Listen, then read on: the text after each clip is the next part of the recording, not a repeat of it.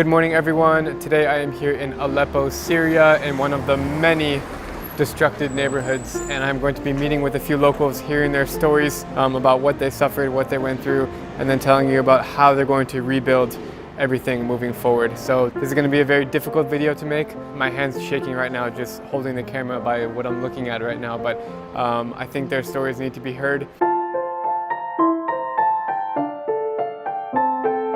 The war in Syria is devastating. It's estimated that rebuilding the entire nation would cost upwards of $250 billion, as buildings, historical sites, and cities are now in ruins. My goal today was to meet with some locals and share their stories, so I got in touch with an NGO called SOS who is doing lots of amazing work in Aleppo and around the country. I met with several volunteers who allowed me to join in as they rebuild homes and bring gifts to the elderly. Now we are in Aleppo, in the neighborhood that called Bastan Basha.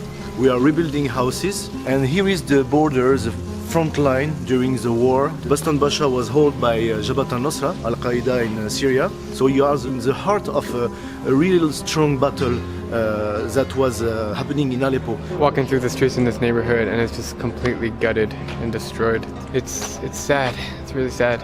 Can you explain what happened? Just tell me the situation that happened here.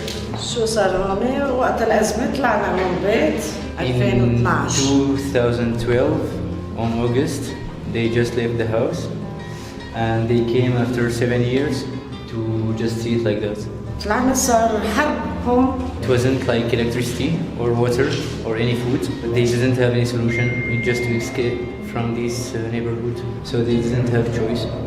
Wow.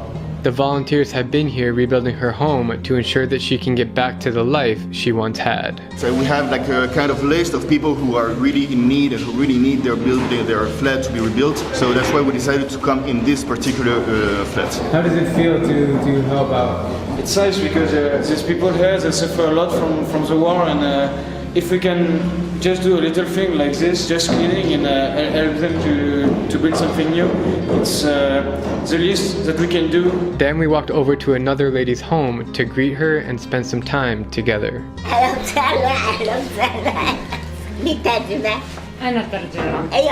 She said God protect you and I'm happy to see you. I'm happy to meet you also. Shukran.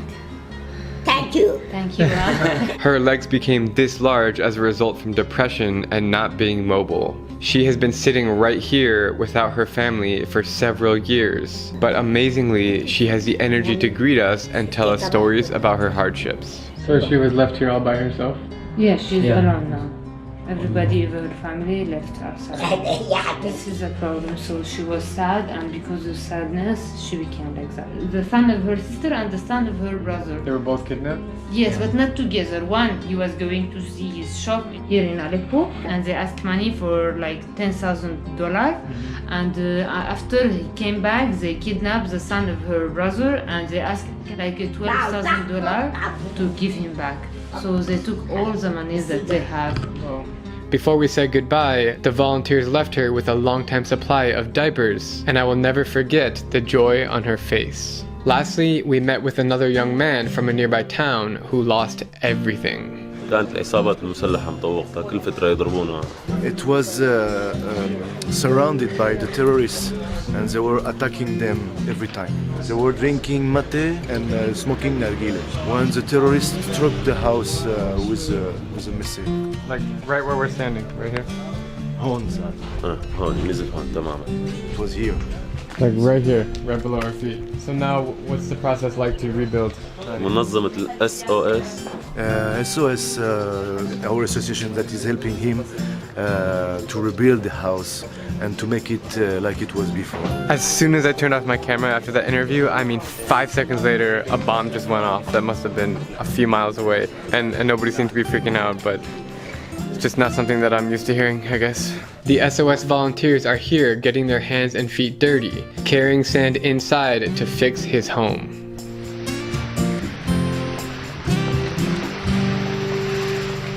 You can really see the hope and desire in the eyes of each person we met with. They just want to move on, especially here in Aleppo. The city is being reconstructed so life can get back to normal. Yeah, it's incredible because you can see just one shop, and sometimes one shop is just a man who is just selling. behind you, Just right here. Yeah, you see that from their own, they do it alone without any help to sell some potatoes, some vegetables. But it means that life is coming back. 10 years ago, 15 years ago, you had a shop right here. ايه هذا المحل صار له 80 سنة. This shop, it's كان محل like زمان. since 80 years old. 80, and what do you sell? Biscuits and some cleaning stuff. What's your plan for coming forward? عم بشوف انه كل المحلات مسكرين وكل البيوت خربانه والمحلات انت هلا في معلومة ما حدا بيعرفها.